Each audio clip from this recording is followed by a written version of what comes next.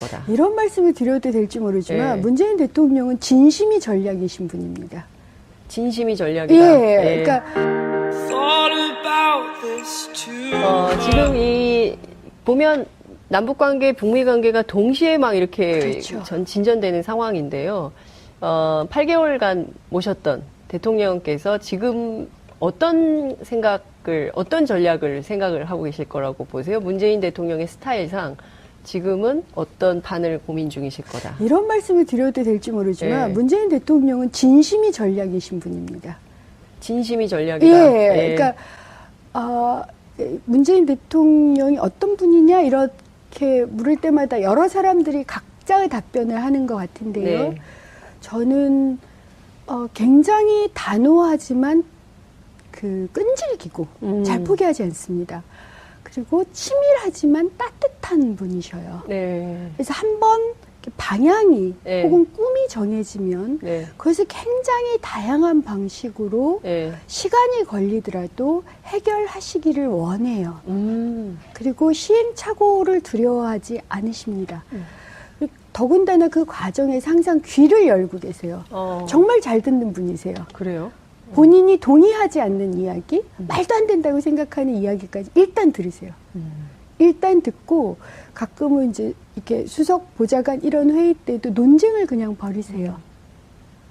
그래서 거기서 어쨌든 지혜도, 그러니까 본인의 의견도 내시지만 네. 지혜도 함께 모여서 네. 이런 그러니까 남북 문제라든가 이런 어려운 것들을 하나하나 풀어내시고요. 네. 그 최종 책임을 대통령께서 지십니다. 그럼 참모들은 일하기 굉장히 쉬워요. 참모가 좀 실수를 해도 네. 최종 책임은 난 당신을 믿는다. 아하. 최종 책임은 내가 지마. 예. 최선을 다해라. 이런 진심이 전략으로 만들어지는 것 같습니다. 그러면 사람들은 최선을 다하게 돼요. 저도 그러니까 제가 이제 아동이나 여성 폭력 이런 예. 문제를 해결했어야 됐는데 한 번은 대통령께서 갑자기 부르셨어요. 네. 그러니까 왜인지도 모르고 일단 이제 튀어 올라갔거든요. 근데 갑자기 이런 말씀 하시더라고요. 해외 입양이 몇 명이나 됩니까? 이렇게 물어보시는 거예요. 대통령께서요? 예. 그러니까 저는 아무런 준비 없이 간 거고. 예. 그래서 제가 334명입니다. 그게 2016년에 예. 그랬을 거예요. 그 숫자를 기억하고 계신 의원님 대단하시네요. 그래야지 대통령을 모시지요. 보좌를 할수 그럼요. 있다. 아주 구체적인 질문 하시거든요. 디테일을 다 알고 있어야 된다. 그러면 유기된 아이들은 몇 명입니까? 이렇게 물어보시더라고요. 304명이었어요. 네. 그래서 대통령께 그 숫자를 기억하시기보다 하루에 한 명 입양이 되고 하루에 한 명 애가 버려지는 이게 대한민국의 현실입니다. 그랬더니 뭐 여러 얘기를 좀 나누다가 대통령께서 이 문제를 해결할 수 있도록 좀 정책을 마련해서 시간이 걸려도 좋으니 네. 해결해 나가자 이런 말씀을 하시더라고요. 그러니까 그렇게 딱 말을 주시면 최선을 다하게 되죠. 저도 할 수 있는 모든 방법을 다 예. 찾고요. 전문가, 부처, 그다음에 해외 사례까지를 아주 스피디하게 예, 챙겨보거든요. 그래서 정말 대통령이 항상 하시는 말씀, 그냥 이 대충 그러지 네. 말고 뭐 하나라도 예. 각도가 이렇게 예. 바꿀 수 있는 정책을 가져와 주세요. 조금이라도 각도가 바뀌는. 예. 그래서 아마 청와대 400여 명의 비서관들 모두가 그런 심정으로 일을 하셨고 남북관계나 북미관계 역시 네. 그 이상의 열정과 헌신을 쏟아냈기 때문에 저는 그런 대통령의 진심, 네. 진정성이 정말 제대로 된 전략, 예. 해결책을 낳는 기반이 아니었나 싶습니다. 그 진심이 트럼프와 김정은 위원장을 움직인 움직였다. 거죠. 그러니까 알겠습니다.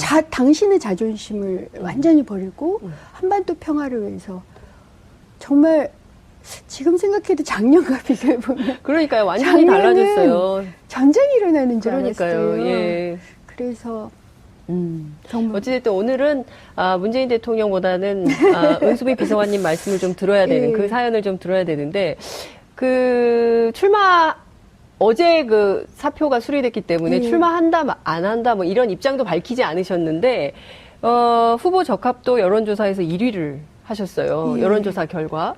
그런데 그 지역 언론 차원에서는 뭐 이러저러한 얘기가 나옵니다. 그러니까 당에서 아직 입장을 안 정한 거죠. 이거 경선을 할지 뭐 어떻게 할지. 예, 저는 그리고 출마하신다는 입장도 아직 안 바뀌었죠. 그렇죠.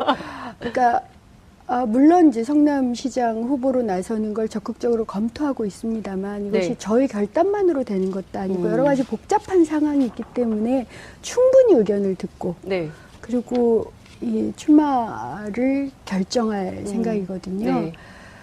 근데 또 아마도 여러분들께서 제가 노동과 인권 뿐만 아니라 그 이상을 넘어서야 되는 성남, 그러니까 이재명 시장님을 이을 뿐만 아니라 네. 또한 더 새로운 어떤 변화를 이끌 가능성이 있지 않겠느냐? 그럴까? 지금 이런 질문을 주신 거라고 저는 생각하고 있습니다. 네. 문재인 대통령 진심 말씀하셨는데요. 제가 잊혀지지 않는 장면이 하나 있습니다. 2014년 7월 아니면 8월 무렵이었던 것 같은데, 당시 세월호 가족들이 국회에서 농성할 때예요. 그때 의원님께서, 빼쪽고두. 에나멜 빼쪽고두를 신고 경찰하고 대치를 하고 계셨어요. 이 문을 열어라. 지금 이 문을 열고 세월호 가족들에게 지금, 약을 전달을 해야 된다. 그때 이제 혈압약, 두통약, 막 맞아요. 이런 약을 전달해야 되는데 경찰이 못 들어가게 했거든요. 예. 그래서 그 전선에 빼쪽고도를 신은 야리야리한 여리여리 어머님 딱 문을 버티고 정확한 말은 문에 끼어 있었죠. 문에 문틈에 낀 정치인. 예. 문틈에 끼어 있어야지 문을 예, 못 닫잖아요. 그래요, 맞아요. 그래서 그 장면이 잊혀지지가 않습니다. 그런 정치인들이 그때 많지 않았거든요. 그때 그래도 열심히. 참 여러 가지로 죄송하죠. 왜냐하면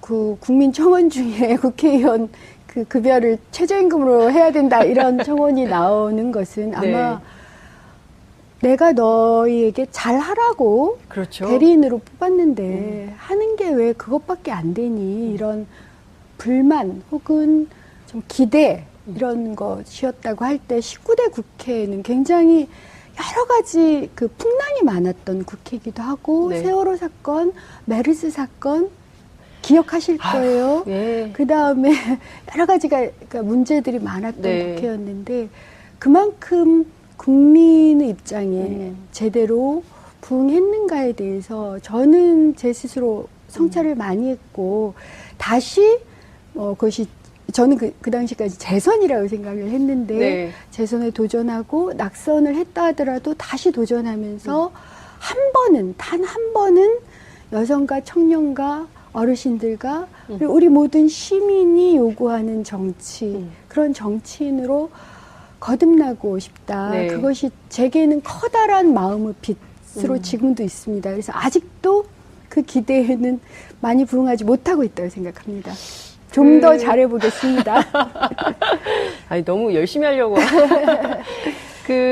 아마 많은 시민들께서 정치인 은수미 하면 제일 기억에 남는 장면이 아마 필리버스터가 네. 아닐까 싶어요. 저러다 저분, 저 양반 저 쓰러지지 않겠나 다들 걱정을 했었어요. 근데 끝내 10시간을 버티셨거든요. 정말 대단한 저력인데 그것도 의원님도 진심이죠? 진심의 키워드로 정치를 하는 대표 정치인 아닙니까? 전 시민들이 안다고 생각해요. 알죠. 누가 거짓말하는지, 누가 진심인지, 네. 누가 올인하는지, 누가 이름만을 따려고 하는 건지 이걸 알고 계시다고 생각을 하고요. 특히 이제 제가 성남을 네. 지역구로 하고 있는 정치인이기 때문에 성남 시민들은 제가 돌아다닐 때마다 그걸 항상 보셨던 것 같아요. 제가 이제 대중교통을 대부분 이용하면서 의원님 성남을 차가 BMW라고 알고 있습니다. 맞아요. 그냥 백팩 메고 예. 오늘 여기 올 때처럼 여기도 백팩 메고 혼자 오셨어요. 터덜터덜. 백팩 메고 오면 이렇게 노점상을 하시는 아저씨들도 말을 걸어주시고 시장 장터의 어머님도 말을 걸어주시고 하면서 처음에는 그랬어요. 그러니까 특히 성남 시민분들은 아니 웬 좀 도시적이게 생긴 이 여성이 여기 와서 뭘 어떻게 할 수 있다는 거야. 네. 그러더니 이제 조금씩 사람이 끈질기네. 뭐 인사성 박네. 네. 또 그러니까 그리고 잘 웃는다. 예. 이러시다가 요즘에는 제가 최근에는 이제 성남분들 몇 분하고 의견을 물으면서 제가 만약 제가 네. 성남시장 후보로 나오게 된다면 3가지를 하겠습니다. 근데 제가 그걸 할 수 있다고 생각하세요? 하면서 네. 이제 제가 뭐라고 했느냐면 첫 번째가 저는 하나된 성남을 만들겠습니다. 성남에 계신 분들은 다 아세요. 그러니까 구도심하고 분당 판교라는 신도심. 네. 이것이 격차가 굉장히 커요. 아, 양극화가 심각하고. 예, 거기다가 공간도 달라요. 그래서 구도심은 이렇게 언덕이 굉장히 많습니다. 여기가 강제 이주나 철거가 그렇죠. 맞습니다. 된 곳이어서 청계천에서 예, 밀려난 분들이 거기다 여기가 전부. 평지가 아니었어요. 그래서 어르신들이 뭐라고 하냐면 산 껍질만 벗겨서 박정희 정권이 우리를 내동댕이 쳤다라고 얘기를 해요. 밀어냈다, 이렇게. 예, 그래서 여기는 정말 산 껍질을 벗겨서 한 예. 만들어진 구도심이 예. 있어요. 그러니까 이게 평지가 아니라 언덕이 심해서 구도심의 아이들은 자전거를 탈 수가 없어요. 근데 분당 판교는 이게 평지잖아요. 예. 완전히 재개발을 그렇죠. 해버린 예. 자전거를 탈 수가 있어요. 천당 위에 분당이라고. 그래서 이러한 이제 격차가 굉장히 심한 곳이기 때문에 그러한, 그러니까 물론 이재명 그 시장님 덕분에 예. 지금은 나 성남 사람이야 이렇게 말씀도 하시고 외부 도시, 그러니까 다른 도시 분들도 성남으로 네. 이사하고 싶어라고 말씀은 하시지만 그래도 그 격차는 남아있기 때문에 네. 이것을 어떻게 이 넘어서서 네. 하나의 성남으로 만드는 것, 이게 이제 저의 꿈이고요. 네. 이건 제가 정치인으로 있는 한 계속 가질 수밖에 없는 꿈이고요. 네. 두 번째로 하나의 성남만으로 멈추지 않고 네. 그 하나의 성남이 대한민국의 새로운 변화를 저는 낳는 동력이어야 된다고 생각합니다. 아시겠지만 판교의 잠재력은 놀라워요. 그래요. 그렇죠. 판교 뭐 외국인들도 판교 실리콘밸리가 가능한 지역이 아니냐 이런 말씀을 하시는데 단지 그것이 판교만이 아니라 성남 전체 그리고 이렇게 하나된 성남을 통해서 대한민국의 미래를 여는, 그러니까 하이테크 기술과 네. 사람의 존엄함을 공존시키고 그렇죠. 그리고 판교를 통해서 들어오는 젊은 층들과 구도심에 사시는 어르신들이 또한 깊이 서로 존중하고 연대할 수 있는 연대. 그러한 그 대한민국 미래 동력이랄까요. 네. 전 우선 그게 예. 정말 만들고 싶고요. 그래서 제가 이런 말씀을 드려요. 성남에서 시작되는 대한민국의 변화. 이것을 저와 함께 하시겠습니까? 라는 얘기를 간혹, 그러니까 제가 총선 때도 그런 네. 얘기들을 했었거든요. 그리고 이제 세 번째로 네. 성, 세대, 인종, 여기가 왜냐하면 이주민들이 많으세요. 많습니다. 안산도 그렇지만 네. 이 성남 쪽도 굉장히 많거든요. 성, 세대, 인종, 종교, 문화. 예. 를 넘어선 하나됨. 이걸 좀 골목골목마다, 네. 거리거리마다 네. 성남 전역에서 만들어낸다면 전 그것이 또한 대한민국의 표준이 될 수 있지 않을까 네. 이렇게 생각하고 있습니다. 청와대 계시면서 준비를 많이 하셨는데요. 아니, 솔직히 말씀드리면 약간 팔이 안으로 굽는, 그러니까 청와대에서는 전국을 봐요. 그렇겠죠. 전국을 보는데 이 퇴근할 때쯤 이게 시간이 예. 이제 퇴근 시간이 넘기면 그러면 요 통계가 성남은 어떻지? 라고 보게 되는 워낙 지역구 국회의원을 준비하셨기 하다 보니까 때문에 이제 궁금한 거예요. 그러니까 아동수당을 까는데 예. 뭐 몇 조가 든다 예. 이러면 그러면 성남은 아동수당을 깔 어떻게 해야 때 되나? 얼마가 들지 이런 그렇구나. 생각을 하게 되는 알겠습니다. 거죠. 전국적으로 미투 운동이 확산되고 네. 있고 또 안희정 지사의 사건은 정말 충격적인데요. 특히 여성가족 비서관을 하셨습니다. 그리고 이게 인권의 문제, 성소수자의 문제이기도 한데요. 의원님 어떻게 보셨어요? 정말 드릴 말씀이 없습니다. 너무 충격적이었어요. 네. 물론 이제 제가 성폭력 문제를 꽤 오랫동안, 그러니까 여성 비서관 내내 성폭력 문제를 다뤘어요. 그냥 제가 일자를 기억하고 있는데요. 네. 9월 25일에 아마 몰카 대책이 발표됐을 거고요. 네.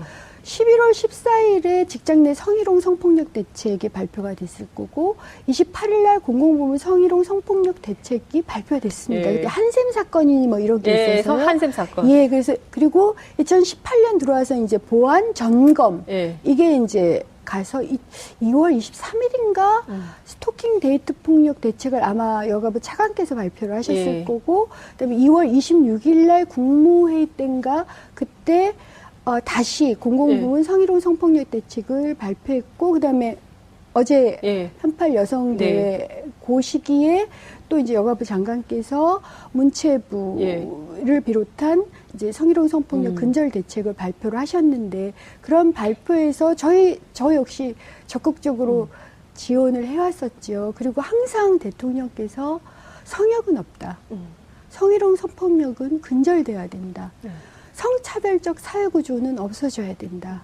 여성이 당당해야만 대한민국 미래가 있다. 이런 말씀을 굉장히 자주 하셔서 저는 이렇게 쭉 저희들이 할 수 있는 대책을 만들고 그것과 또한 미투 운동이나 이런 것들이 결합되면서 새로운 이제 도약이 있을 거라고 좀 그러니까 네. 좀 그렇게 생각을 했는데 안희정 지사님 거는 잠깐 이렇게 충격이 오더라고요. 예. 그러면서도 다시 그래 성역은 없다. 예. 이 고통을 넘고 가야 된다. 그리고 제가 그러니까 알지 못했던 게 굉장히 죄송스럽더라고요. 저는 이거를 자꾸 이제 안희정 지사의 문제를 전체 진영의 문제로 해서 정치적으로 악용하는 저는 그것에 대해서도 국민들이 알고 계시다고 생각을 하고요. 제가 보기에 이렇게 날짜를 쭉 기억하시는 거 보니까 정치인 은수미는 사실상 AI다. 인공지능이다. 이러지 않고 어떻게 이렇게 이런 걸 쫙 기억을 하십니까? 이 데이터를. 대단하시다는 생각이 좀 드는데 이 시간이 다 돼서 마무리를 네. 좀 해야 되고 오늘 이슈가 너무 많아가지고 다음에 또 한 번 모셔서 자세한 말씀을 들어야 될 것 같은데 오늘 말씀 잘 들었어요. 고맙습니다. 감사합니다. 이더라도 해결하시기를 원해요. 그리고 시행착오를 두려워하지 않으십니다. 더군다나 그 과정에서 항상 귀를 열고 계세요. 정말 잘 듣는 분이세요. 그래요? 본인이 동의하지 않는 이야기, 말도 안 된다고 생각하는 이야기까지 일단 들으세요. 일단 듣고 가끔은 이제 이렇게 수석 보좌관 이런 회의 때도 논쟁을 그냥 벌이세요. 그래서 거기서 어쨌든 지혜도 그러니까 본인의 의견도 내시지만 네. 지혜도 함께 모여서 네. 이런 그러니까 남북 문제라든가 이런 어려운 것들을 하나하나 풀어내시고요. 네. 그 최종 책임을 대통령께서 지십니다. 그럼 참모들은 일하기 굉장히 쉬워요. 참모가 좀 실수를 해도 네. 최종 책임은 난 당신을 믿는다. 아하. 최종 책임은 내가 지마. 예. 최선을 다해라. 이런 진심이 전략으로 만들어지는 것 같습니다. 그러면 사람들은 최선을 다하게 돼요. 저도 그러니까 제가 이제 아동이나 여성 폭력 이런 예. 문제를 해결했어야 됐는데 예. 다쳤고요. 전문가, 부처, 그다음 해외 사례까지를 아주 스피디하게 예, 챙겨보거든요. 그래서 정말 대통령이 항상 하시는 말씀, 그냥 이 대충 그러지 네. 말고 뭐 하나라도 예. 각도가 이렇게 예. 바꿀 수 있는 정책을 가져와 주세요. 조금이라도 각도가 바뀌는. 예. 그래서 아마 청와대 400여 명의 비서관들 모두가 그런 심정으로 일을 하셨고 남북관계나 북미관계 역시 네. 그 이상의 열정과 헌신을 쏟아냈기 때문에 저는 그런 대통령의 진심, 네. 진정성이 정말 제대로 된 전략, 예. 해결책을 낳는 기반이 아니었나 싶습니다. 그 진심이 트럼프와 김정은 위원장을 움직인 움직였다. 거죠. 그러니까 알겠습니다. 당신의 자존심을 완전히 버리고 한반도 평화를 위해서 정말 지금 생각해도 작년과 비교해 보면 그러니까요. 완전히 작년은 달라졌어요. 전쟁이 일어나는 줄 그러니까요. 알았어요. 예.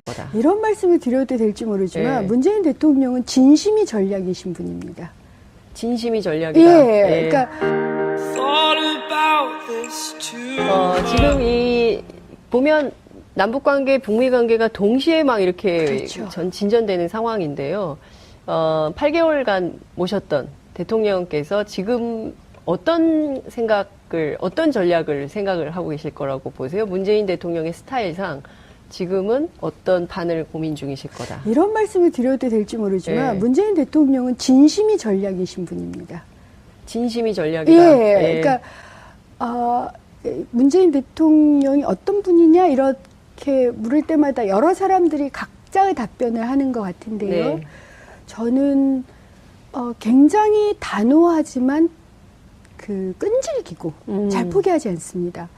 그리고 치밀하지만 따뜻한 분이셔요. 네. 그래서 한번 방향이 네. 혹은 꿈이 정해지면 네. 그것을 굉장히 다양한 방식으로 네. 시간이 한 번은 대통령께서 갑자기 부르셨어요. 네. 그러니까 왜인지도 모르고 일단 이제 튀어 올라갔거든요. 근데 갑자기 이런 말씀 하시더라고요. 해외 입양이 몇 명이나 됩니까? 이렇게 물어보시는 거예요. 대통령께서요? 예. 그러니까 저는 아무런 준비 없이 간 거고. 예. 그래서 제가 334명입니다. 그게 2016년에 네. 그랬을 거예요. 그 숫자를 기억하고 계신 의원님 대단하시네요. 그래야지 대통령을 모시지요. 보좌를 할수 그럼요. 있다. 아주 구체적인 질문 하시거든요. 디테일을 다 알고 있어야 된다. 그러면 유기 된 아이들은 몇 명입니까? 이렇게 물어보시더라고요. 304명이었어요. 네. 그래서 대통령께 그 숫자를 기억하시기보다 하루에 한 명 입양이 되고 하루에 한 명 애가 버려지는 이게 대한민국의 현실입니다. 그랬더니 뭐 여러 얘기를 좀 나누다가 대통령께서 이 문제를 해결할 수 있도록 좀 정책을 마련해서 시간이 걸려도 좋으니 네. 해결해 나가자 이런 말씀을 하시더라고요. 그러니까 그렇게 딱 말을 주시면 최선을 다하게 되죠. 저도 할 수 있는 모든 방법을 그래서 정말 어찌됐든 오늘은 문재인 대통령보다는 은수미 비서관님 말씀을 좀 들어야 되는 예. 그 사연을 좀 들어야 되는데 어제 그 사표가 수리됐기 때문에 예. 출마한다 안 한다 뭐 이런 입장도 밝히지 않으셨는데 후보 적합도 여론조사에서 1위를 하셨어요. 예. 여론조사 결과. 그런데 그 지역 언론 차원에서는 뭐 이러저러한 얘기가 나옵니다. 그러니까 당에서 아직 입장을 안 정한 거죠. 이거 경선을 할지 뭐 어떻게 할지. 예, 저는 그리고 출마하신다는 입장도 아직 안 밝혀졌죠. 그렇죠. 그러니까 물론 이제 성남시장 후보로 나서는 걸 적극적으로 검토하고 있습니다만 이것이 네. 저희 결단만으로 되는 것도 아니고 여러 가지 복잡한 상황이 있기 때문에 충분히 의견을 듣고 네. 그리고 이 출마를 결정할 생각이거든요. 네. 근데 또 아마도 여러분들께서 제가 노동과 인권 뿐만 아니라 그 이상을 넘어서야 되는 성남, 그러니까 이재명 시장